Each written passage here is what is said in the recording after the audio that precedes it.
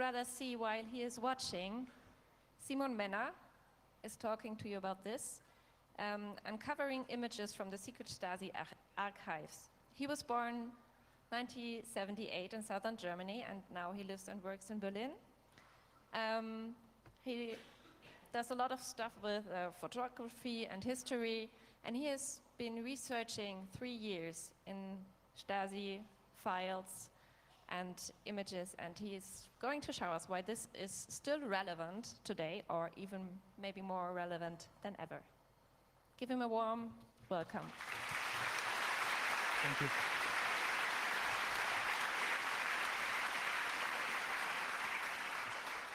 So I was told to use this other than the lavalier mic, so I hope it works. First, a disclaimer, I'm an artist. I'm not a historian, so my approach to the material I'm going to show you is somewhat different from what you might expect from a regular historian. But we can discuss this as we go on. And very, very briefly, before I'm going to show you images I found at the archive of the Stasi and some very few archives I found at the archive of the BND, I'm going to show you 3 bodies of work that brought me to my interest in the Stasi files. Because, I'm a trained artist, I'm a photographer, and normally I'm doing things like this. And I'm very interested in the relationship of perception, or what perception does within the context of modern conflicts.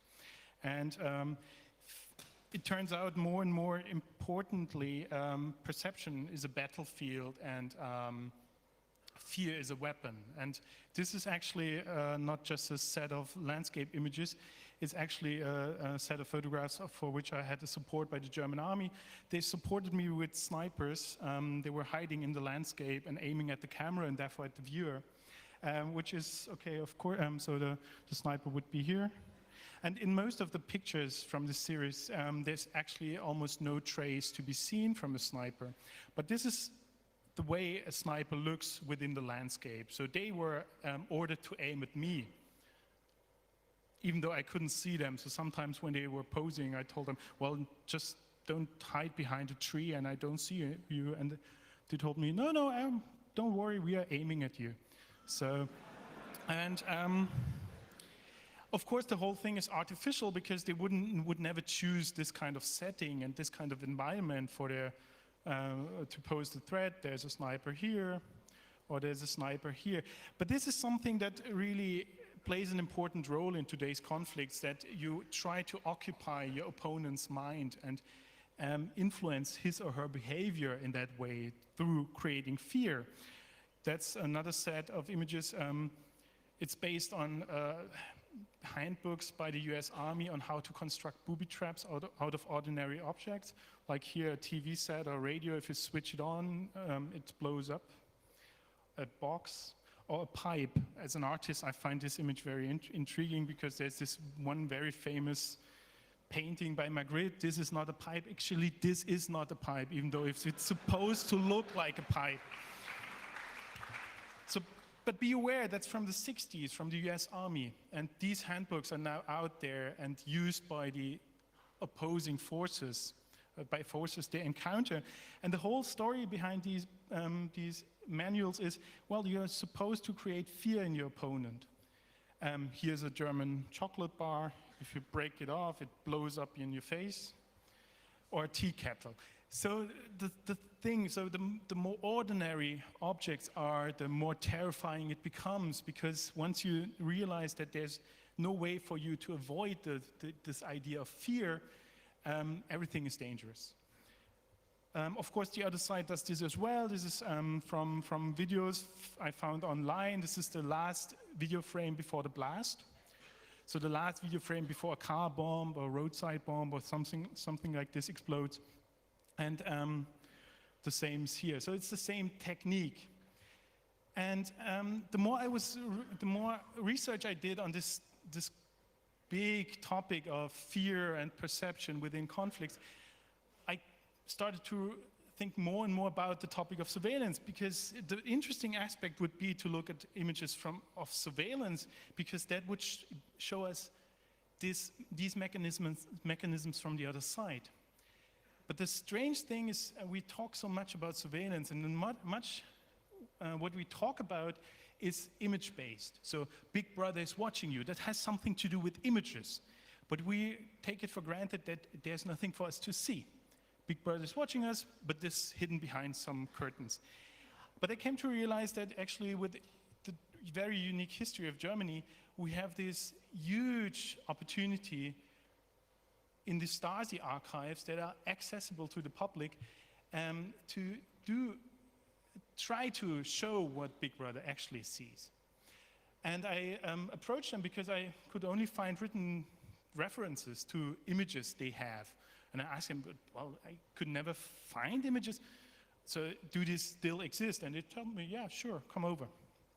And that was the start of a 3-year or lengthy research project. And first I'm going to show you images I was then, in the end, not really interested in. Images we know exist. And from now on, that's authentic Stasi material. There's some from the Czech Republic, Czech GSSR. I'm going to point them out, and in the end there's some from a BND. I point those out as well.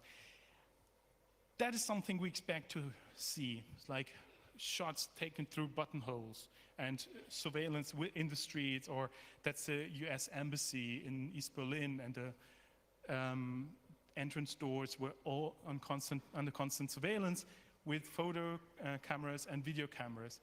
But be aware, in the 80s, the video equipment was not that sophisticated, so at nighttime the Stasi did record 8 hours of darkness, but it still ended up at the files. So that's a state of mind we're talking about. So everyone was photographed. And then we have, quite often you find post boxes where each and everyone who's posting a letter is photographed, no matter who he or she is, even if it's an elderly lady. Remember these images because I'm going to reference to them later. I was more interested in something like this. So the internal view. So, and now roughly 2 years ago, I was able to publish a book. And now I'm going to somewhat follow the structure within the book, because I was really interested in how do you become a spy. And I encountered a lot of material that was meant for training purposes. These images are from a training session on how to disguise yourself as regular citizens, which I find quite strange, because normally that's nothing you should have to learn. But still, and then you have a soldier, and so it's these ordinary citizens. Some of them look like they live now in Berlin, and amongst the hipsters, like this one. That was entitled Western Tourist.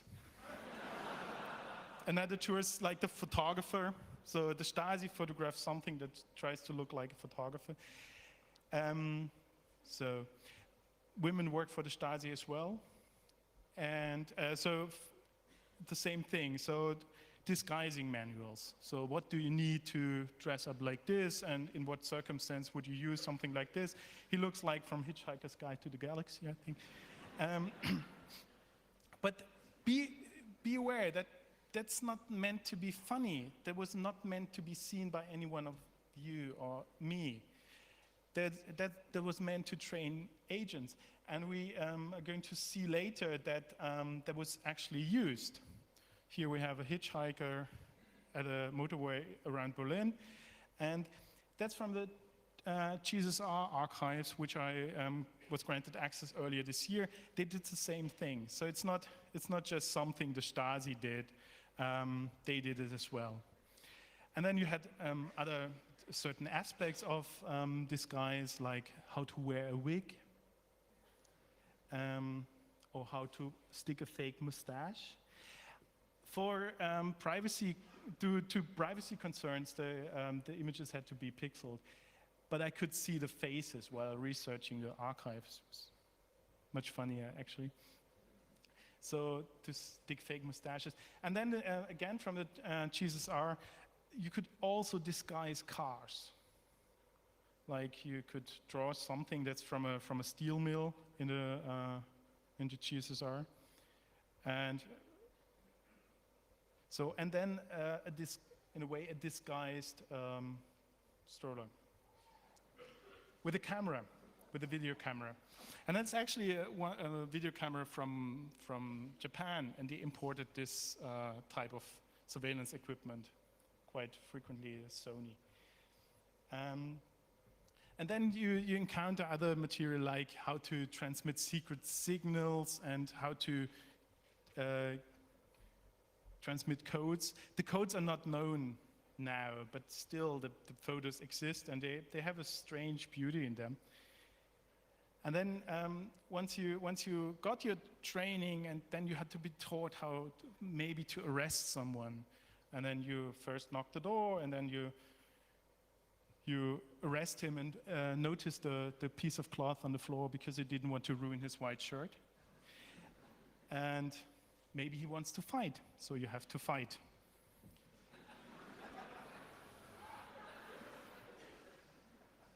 But the Stasi always wins. And again, the GSSR, they took things very seriously. Things there seem to be escalating much quicker. So you have to shoot people. Boo. And then again, it quickly escalates and he has to be shot. And then now, when you know that, you have to be taught how to follow people around. And this, sometimes you find these very elaborate stories where you follow people around. That's just a very short exception.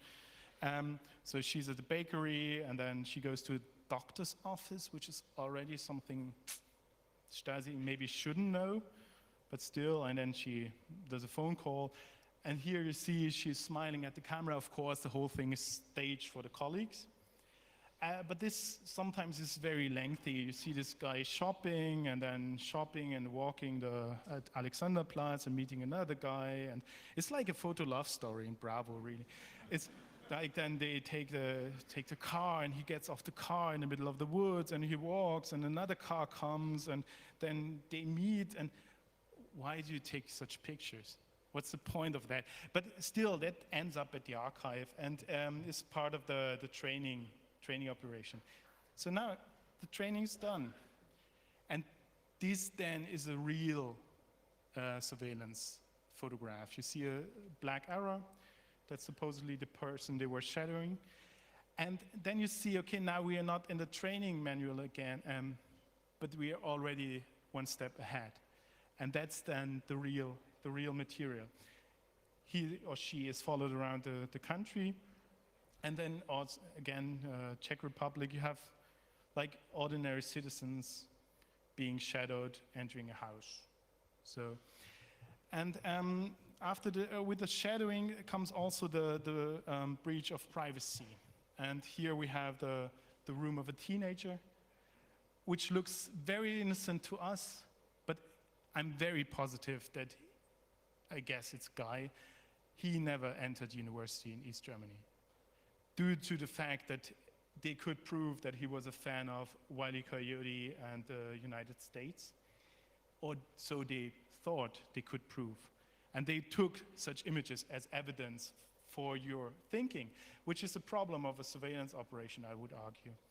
And then here we might have I don't know if you see it, that might be the biggest Madonna fan in all of communist Eastern Europe. Same thing. Probably would never be able to study law or medicine or something like that. And then you have frequently, sorry, cover your eyes maybe, frequently you have images such as this, and that was classified as Western pornography. And the funny thing about this classification, very often you find files that read Western pornography and the photographs are missing. So someone went to this apartment, documented everything, archived it, maybe the guy was prosecuted, and when no one was looking, they took the pictures. Which then shows the absurd nature of the system. Then this for me, this is a very key image, and it's a set of images, but this is actually one of the images that brought me to contacting the Stasi archives. I read about those images. This is a Polaroid, as you can see by the white background. And as a matter of fact, the Stasi frequently purchased Polaroid films or confiscated Polaroid films sent to East Germany. And the reason for that was when they broke into people's homes, and you should never find out, the easiest thing was you break in, you look around, what looks interesting, you take a Polaroid, and with the help of Polaroid, you are able to put everything back into its original position. So this is an absolute brutal image, because that shows the deepest possible breach of privacy imaginable. And most people, in fact, never found out that their apartment was searched. And that was absolutely illegal, even in East Germany. And so it was very revealing. Last year, a German TV station thought it's a clever idea to hook me up with a former Stasi general. And I told him about the Polaroids, and he said, yeah, but please keep in mind, I never broke into people's apartments. I said, yeah, well, did you order it? Yes, I ordered it, but I never broke into people's houses. And I said, what stupid excuse is that? Who then is responsible? Because normally the excuse is always, I was ordered to do. And his excuse was, yeah, I just ordered them. I don't really, why would they do it? So see, I just ordered it. It was not my intention. So that really was revealing to me, like the state of mind within such a system. So you have folders and folders and folders of those Polaroids. And when they found something incriminating, they might have returned a few days later with the police and a search warrant, because they needed a search warrant, even in East Germany. So, and then now we realize that, oh, that's, even though it looks funny, the way they disguise themselves, it's meant seriously, and it's a terrible, brutal system, which you also see in these images from the GSSR, where people are forced to stage their own attempt of fleeing the country. So they were made to stage the thing they were arrested for. Even the young child was made to reenact their failed attempt to flee the country. And that is brutal. And so sometimes you find images that are completely out of any category, like a guinea pig. I told you earlier to think back of remember the post box with the old lady. That's an image from one of those files. So you have a shot, a surveillance operation of a post box. You see it's taken from a high angle and maybe out of a private apartment. And then you have this shot after shot after shot after shot, and two pictures of this guinea pig. And then the surveillance operation continues. And what I read out of that is he was in a private apartment and was bored. And they ran this guinea pig. And he lies flat on the ground, takes 2 shots, and then continues the surveillance operation, knowing that the material is going to end up at the archive, and gets his archive number. That's German bureaucracy, I guess. So very revealing. So who are these guys? That's actually a British spy. There were some officially registered Western spies within Eastern Germany. The Russians had the same thing for West Germany. And the Stasi's job was to follow them and document what they were doing. They couldn't do anything to them, they only could document it. And you find many of these images, like a spy taking a picture of a spy in an endless circle of surveillance. And what's very revealing is the fact that I tried to gain access to their material. It's still classified. I'm very positive I know what the image shows. It's pretty much the same thing. But so I try to understand what these people are thinking, but it turns out even though they were fighting each other, they seem to share a very common state of mind. But so that looks like the end point of surveillance. No, it's not. It's one step further is Stasi agents watching Stasi agents watching other people. That's a triangle of surveillance. Yeah? So common as well. Just never be sure about your colleagues. They could be up to something. So better spy on them as well. But then I present you the absolute high point and end point of surveillance, which is the surveillance selfie.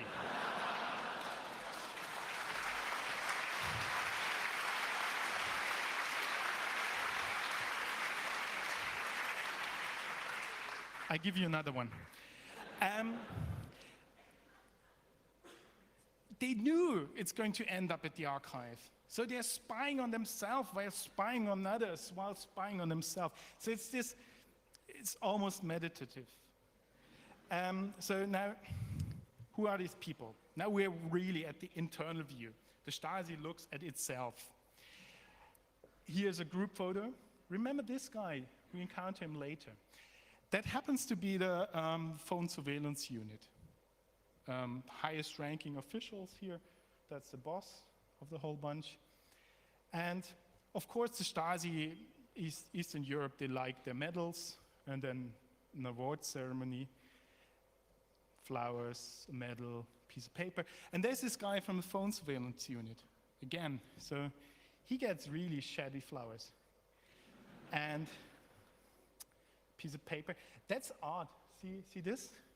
It's a wax seal, and it's burned at the side because he was knighted as a knight of the phone surveillance unit.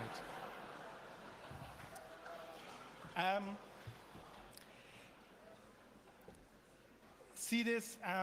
To the non-Germans, that's an abbreviation symbol for a code of law in Germany. Outside Germany, that's not widely used.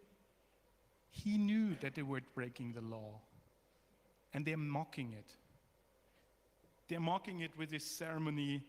So now here, you are the knight of the phone surveillance unit. Congratulations, ha ha ha, what a good joke. Another set of images, which is very revealing, is this. Strange finding in the Stasi archive. A strange combination. See, the bishop and a soccer player, and back there with the blue shirt, that's a party youth member, and then see the ballerina there? Strange. The guy in the suit, it's his birthday, and he's the boss of them. These are all highest ranking Stasi officials. And they surprise him with a birthday party. And the surprise is to dress up as those people you put under surveillance. So see, party youth, soccer player, another soccer player, the ballerina, beautiful, very beautiful. Soccer fan, of course, you have to put them under surveillance. A doctor, of course, who cares about the right to be quiet of doctors. A judge, of course, you have to put the judges under surveillance. And then that is this guise or dress up hardly to be understood outside Germany. He's dressed up as a peace activist. And he wears this swords to plowshares, Schwerter zu Pflugscharen sticker at his head, and some other peace stickers there, and he is very proud of himself. Why is that? Because it was such a successful costume. I think, where did he get the costume from? The easiest thing for someone like him would be to take it from someone they put in jail. Because you could at least lose access to university for wearing one of these stickers, at least, or you could serve some short time, but some time in jail. You could lose access to good housing and everything. Why is he able to mock it? Because he's the one who would decide whether or not you lose access. And this is the terrible thing about these images. They're very revealing. I'm very fast, I'm sorry. So these images are now, 25, 30 years old. Why do I think these images are still relevant today? It's because of something like this. There was a short period after the fall of the Berlin Wall. So the wall fell in November 9th, and the Stasi wasn't dissolved till early January. So there was a very short period of time where the Stasi could actually try to destroy material. They managed to destroy a huge bunch of material, not very important set, except foreign espionage. That's almost gone. But if it would have been up to them, that would have been the fate of all these images. Destruction. We would have never been able to look at these images. And even though we don't know what these images stand for, maybe that's a group of gay men and they infiltrated it and it was compromising to one of their colleagues that they infiltrated it. They did things like that. But they tried to destroy it. So 25 years after the fall of the Berlin Wall, even more now, why do you still think this material is very relevant? I'm going to show you something that's even more special and more rare than the material I showed you just now. It's this. Over the course of approximately a year, I tried to convince BND to grant me access to their material, which would be amazing because in Germany we have this one society with the two opposing systems. So the view on the Cold War would be absolutely astonishing if we would be able to look at all the material. And after a year, they got a call and just told me, yeah, we got something for you, come over. There was actually, they have a small, relatively small section in Berlin, so I went there with my scanner and they gave me I would call them 14 most boring pictures of the BND history. It's a matchbox. This and that. And when I looked at these images, I was like, are you kidding me? What do they show? And this guy was very serious and told me, unfortunately, I can't tell you because the information is still classified.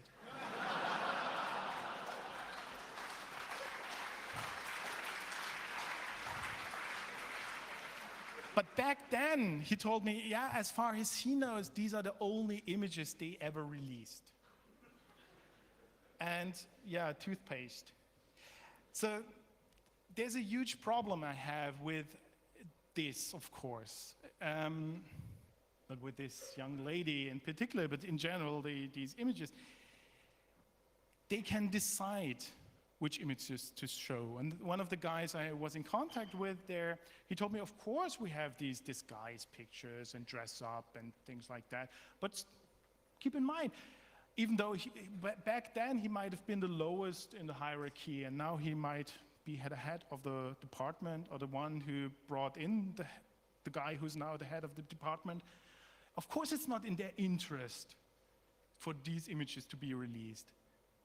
Yeah, and then I think, but it's in my interest and in our interest for us to decide which images are worth looking at or not. And there's another problem with images like this.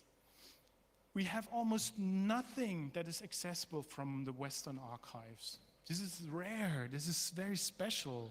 It looks like shit, but it's very special. But we have a trove from the Eastern archives. And there's always like the Merkel and everyone, when one of the Eastern former communist countries decides, well, we should limit access to our former Stalinist archives, they say, no, don't do that, it must be open.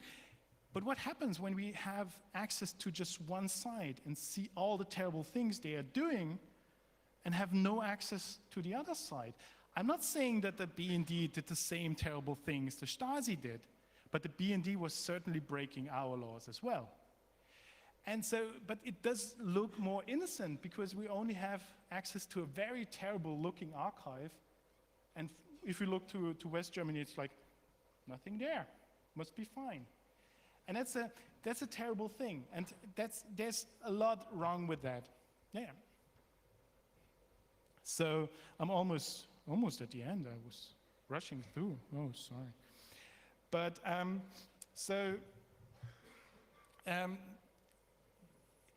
can show you two. Well, just just because I was too quick from the Czech archive, two videos. Audio isn't important. Oh, sorry. Maybe that is not going to work. It seemed things escalated much quicker in GSR than. Oh, sorry.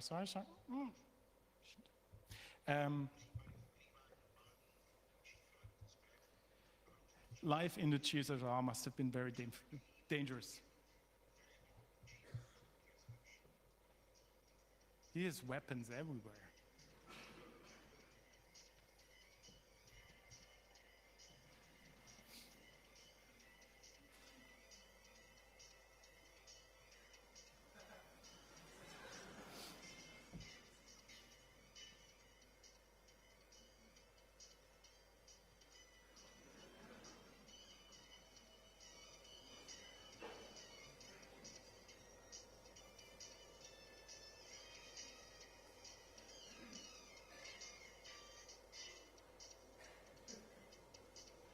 But the best thing comes now.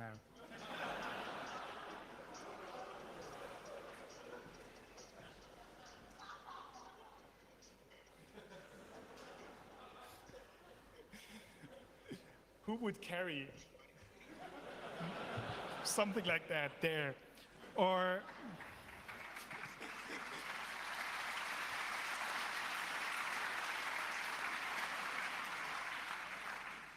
and just if you wonder how, that's a very long film. That's just a short part of it. If you're ever attacked by someone with a chair. Nee, es ist nicht wichtig. Das Audio ist ganz furchtbar. So that's like the 6th or 7th time he shows that. And now he shows it again. And then it's going to be used, but look closely how it's used, the technique they just learned. So, yeah? So, okay, do this the next time you're attacked by someone with a chair. Yeah, so, okay. Now he's going to be attacked by a chair. Watch careful, he implements it quite properly.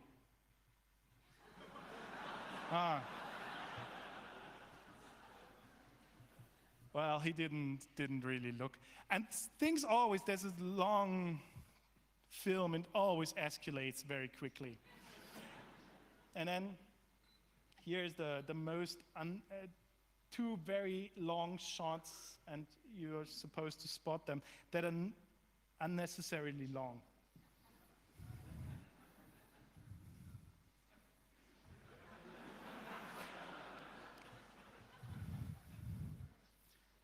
So of course they find the black guy smuggling. And he explains him now in English, well, do you have more like that or so? And he says, no. And still the porn is still in the shot, you know. And then he tells him, yeah, but it's going to be very serious if you don't confess now. And the black guy says, no, I don't have anything to confess. And now the guy on the left gets suspicious very soon. Look at him. Yeah. So it's very suspicious, this black young man. Doesn't want to sign his confession, so. And now. Yeah, he gets suspicious. Very, very, very suspicious. Very suspicious. And fortunately, the cameraman made them move to the left, so not to zoom in on the penis. No, he doesn't have anything. So, but it turns out he has something, because he's black and suspicious looking, you know. See? Oh, he's moving his arm.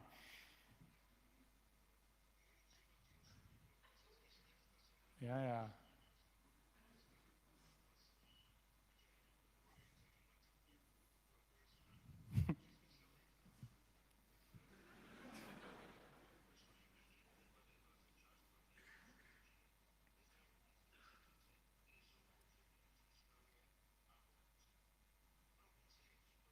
So it turns out his arm is not broken. And sorry, that was somewhat long, but I rushed through everything else so quickly. But for some reason, he hides batteries in his cast.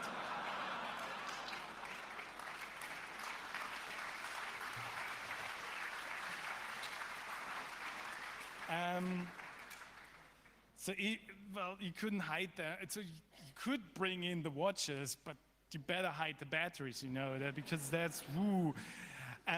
So yeah, any questions?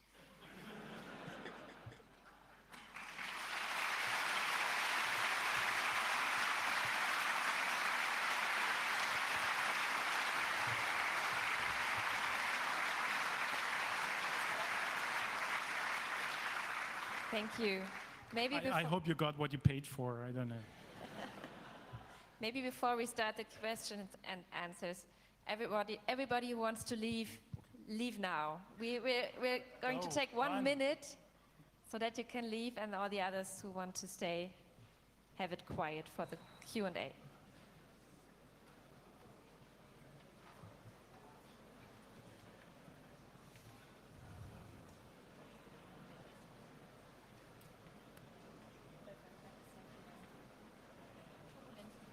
Yeah.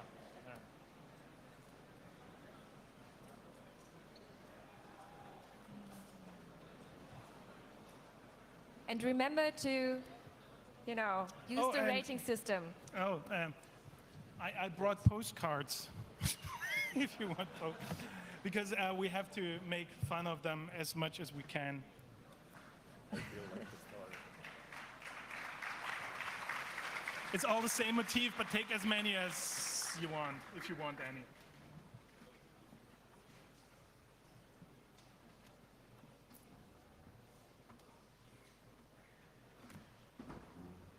Thank you.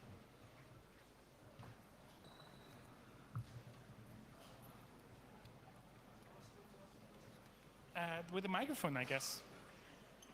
There are 2 microphones for the questions and answers. No, 4 even, if you need them.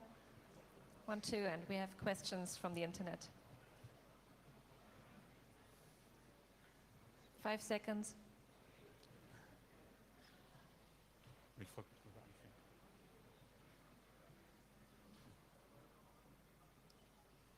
Okay, so we'll start with you. Yes, just a short question, please. First of all, thanks for the wonderful talk. It was very, very interesting. Can you give us the title of your book, please? Oh yeah, it's pretty much top. So Google my name, or it's available in your local bookstore, or if you want, Amazon. It's still available, but not that many copies left, so you should all get it as soon as possible.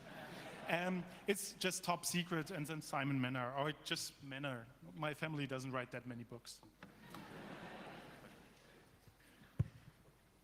Thank you. Over here. Would you be so kind to to show us back that photo with the Coyote Ugly and American flag? Because I thought I saw Yugoslav Air Transport logo on the yacht. There you see it. Oh yeah, here. He flew with, now it's called Air Serbia, but yeah. That must have been the reason, yeah, right? It must have. I just wanted to check that out. Thanks. Sure.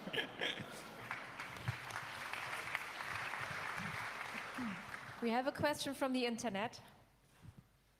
Yes, Frankie too is asking, how does this compare to today's surveillance? The problem is, in a way, that's a treasure trove, but it's a very weird one. If I could decide, freely choose what material to look at, I would definitely try to look at the last 2 weeks of NSA surveillance, like we all would. But that is as close, unfortunately, that is as close as we can get to this kind of material. But keep in mind, back in its days, the Stasi was as sophisticated, at least as sophisticated as the BND. In fact, they were more advanced in the technologies they used. And the Stasi would definitely use the same techniques BND and CIA and everyone else uses today. They would try to listen in on our phone conversations. that might not be the right material to look at from a technological point of view, but I think this material is very interesting and important if you want to find something out about their state of mind, and which is absurd. But keep in mind, so the excuse you hear from the NSA, they just want to protect the law, and that's why they're breaking the law. That's an excuse you regularly find with the Stasi as well. And you find parallels, and that's why I think it's very important to look at this material, even though it's very old. But back then, so in the whole archive consists somewhere between 1 and 2 million photographs, which is absurdly little. If you think that the system was in operation for almost 40 years, that's 50,000 pictures a year. They had 85,000 agents. And from today's standards, that's nothing. But today, they would be far more sophisticated, I guess. Thank you. We have a question over there. Is that a question? Yes. Yeah. So firstly, thank you for your talk. So you showed that some of this archived information had been destroyed, or at least attempts were made to destroy it, and much of it was, but there was still a lot left for you to look through. What happens in future generations when, given that now surveillance is done all digitally, you said that the Stasi had some number of weeks from when the wall fell to when they had to actually disband, and they had time to destroy things. Given now how quickly and easy it is to erase digital information, what do you say to the people coming after you in future generations who might want to try and find similar things in dissolved surveillance organizations? I mean, are they completely stuffed? Unless there's going to be a revolution, they are not going to be able to look at anything. That would be my guess.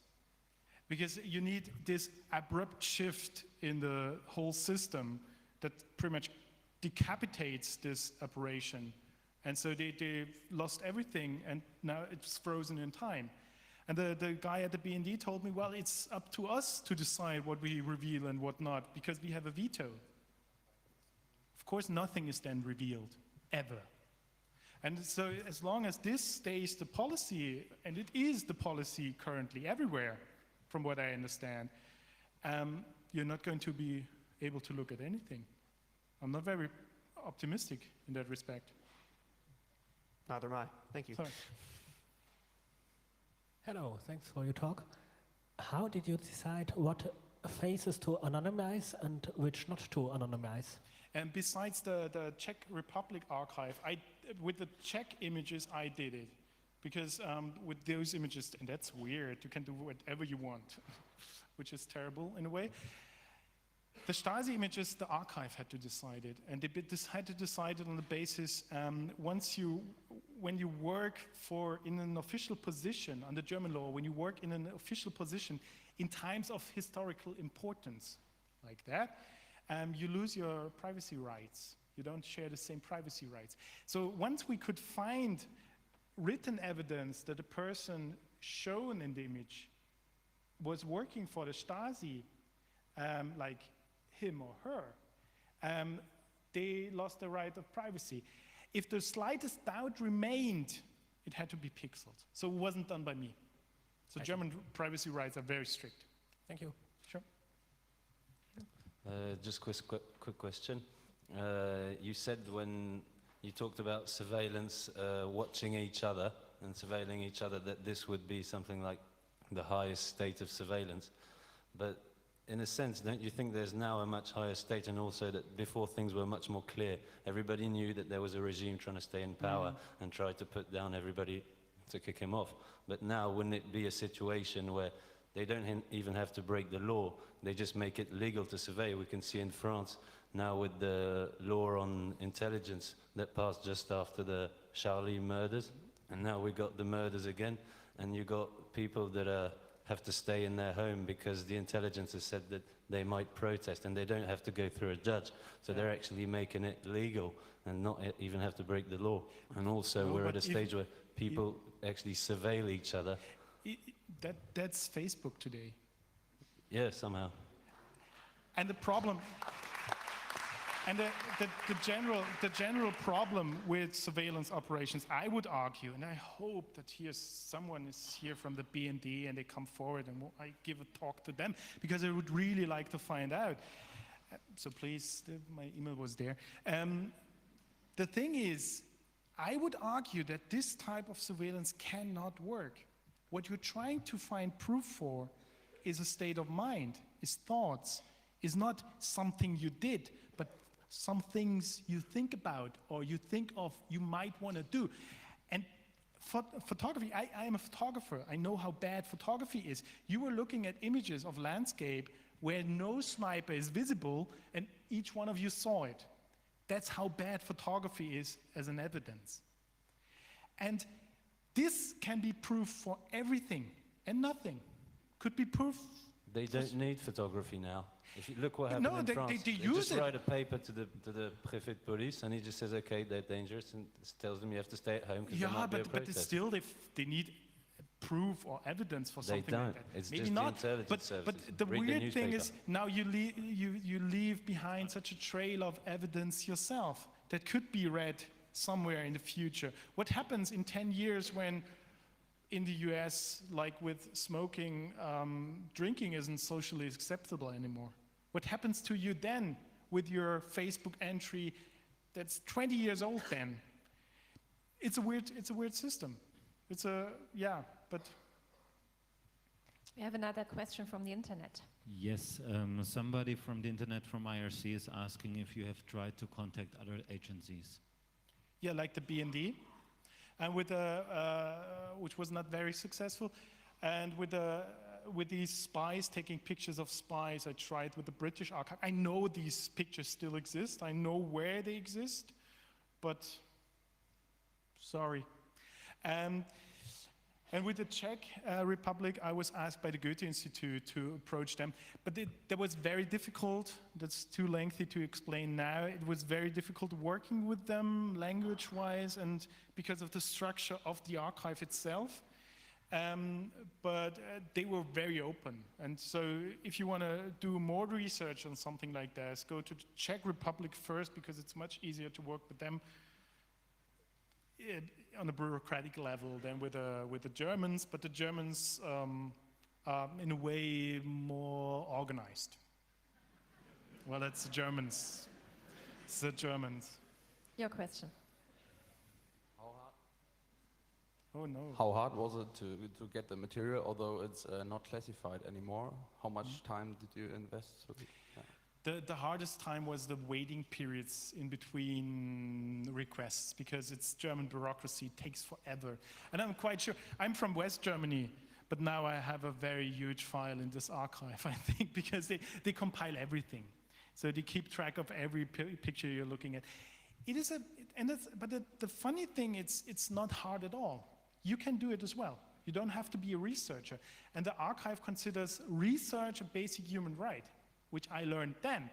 And it's a very convenient thing. And there are some elderly former Stasi agents who spent their retirement researching something. They can do it.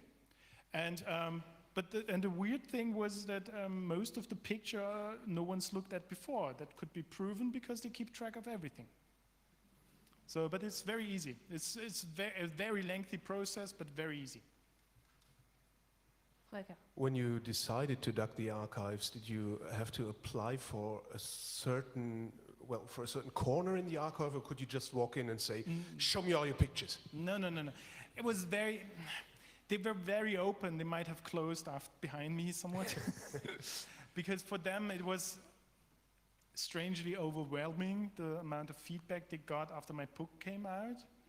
And they want to be left alone, I think, so, in a way. You have to formulate it quite clearly. And what exactly? Your aim or what a you theme, want to look at? A theme. But for me, since this was new back then, for them as well, it was like surveillance and photography, which is a very broad topic. Now they receive quite a few requests that stated, we want to see what Simon Menner saw. And they don't accept something like this. So you have to come up with something more clever. And how much time did you spend in their dungeons? Well, they took 3 years on and off, but it's mostly waiting in between. Yeah, but so be patient if you want to do something like that. Okay, your question. modern state agencies, including the NSA and the BND, have this mentality of collect it all passive intelligence, and has this ability to minimize the impact and the damage, and that there's no human eyes, say, looking at specific pieces of surveillance. Of course, we know this is not true. And they can zero in when they want to. But this makes it very difficult, I think, to, as an archivist, how do you try to understand the state of mind when you have so much data, possibly unprocessed data, and how do you get into the mind filtering through this bureaucratic censorship of not just no documents, but 100 million documents? Yeah, you have to be, one has to be very careful with such material because you look through their eyes. And that can be dangerous. And that's why I try not to provide that much, quote, in quotes, background information, because the background information on most of the images is text compiled by the Stasi agents themselves. So there's already guilty or not guilty written in the text. And I don't want to look at these pictures through their eyes. But still, I find it very revealing to look at the raw material. And the Stasi would have collected everything in bulk if they would have been able. They opened every parcel to East Germany, every letter. And they were, once paranoia-wise, they were several steps ahead of the NSA. They had a university, and when you were studying there, you could do your PhD, but you were not allowed to keep the notes you took during the day. They had to be locked into lockers that had doors on two sides. So that you locked them in, they were copied at night, and you were not allowed to keep your PhD thesis because the moment you wrote it, it was classified top secret. And that's paranoia. That really is paranoia. And so, yeah, well, the thing is, I cannot prove it, and that's the problem with the whole thing, that one side remains closed. You cannot prove otherwise. And I guess, my guess would be they're quite happy with this situation, that you cannot prove otherwise. Because like this, they can always say, no, we did something else. Well, we can't tell you, but it's not like this. And it's always very vague, but from a state of mind, I think it's the same. Over there. Yeah, what's actually the copyright of these pictures? Are they public domain? Can I use them for internet memes? No. Unfortunately, well, so most of the pictures are on my website in a low resolution, which the archive doesn't like, but it's there. The problem with there's a law that covers this archive. It's not part of the archive sphere in Germany. It has its own law, and the law was written early 90s by lawmakers. We all know them and love them. And they never thought about the fact that an artist might come along and show them. So the law covers publication. You are free, once you got access to the material by the archive, you are allowed to publicize it. Nothing else is stated. But you're not allowed to hand over the files. And I had lengthy debates with the archive what that could mean, because they said, well, when you have it on your website, you hand out the files. And I said, no, it's publicizing it. No. I said, yeah, well, what's the difference? We don't really know, but yeah, tricky.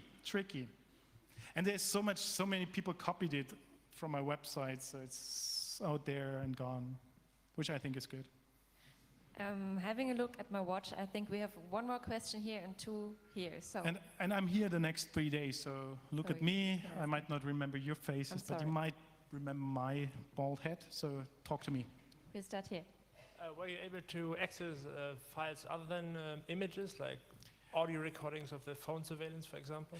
That's a very tricky thing. You could listen to those, but getting them is almost impossible, because the German privacy laws again, and their argument is, well, they could give you something, because whenever you speak, you could reveal something private.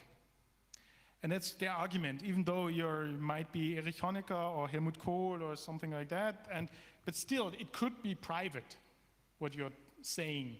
And that's why they could never release something, and you would never be allowed to release it stating that's Erich Honecker, because it could be private. So it's a somewhat strange law. Okay. But no one's going to change it anymore. And the last question over here. Well, yeah, I'm a bit interested where you always know what is shown by the photographs, because were they captioned like spying on spy, or thought you about an explanation by yourself? It's gazillions of kilometers of files and just a very few photographs. So there's always a huge amount of background information. And the greatest thing, and why the people I'm absolutely thankful towards are it was only ladies working at the archive, really at the archive, handing me the files and giving me copies. Because the most important thing, and that's whenever you want to work with an archive, the trickiest part is how do you find something you don't know exists, because you can't ask for. I'm really looking for, is there a birthday party with them? You will never ask for something like this. But once you've earned the trust of the people working at the archive, they provide you and provided me with these images, because they knew in which direction I was looking for material. And there was always, in most cases, there was background information. Oh, I didn't include, there's a weird set of a swan, a dead swan, which I didn't include in the talk. There's it's a set of 4 images of a dead swan. It's only known that it was found in a vault that was owned by Erich Mielke, the head of Stasi, personally. It's 4 images of a grave of a dead swan with GDR flags around it. And that's very famous for being the biggest mystery in the Stasi files, because nothing can be found about these images. So I didn't include them in the talk, sorry. But it's a dead swan. It's very mysterious. Must have been important. So thank you, Simon, very, very much. Thank you.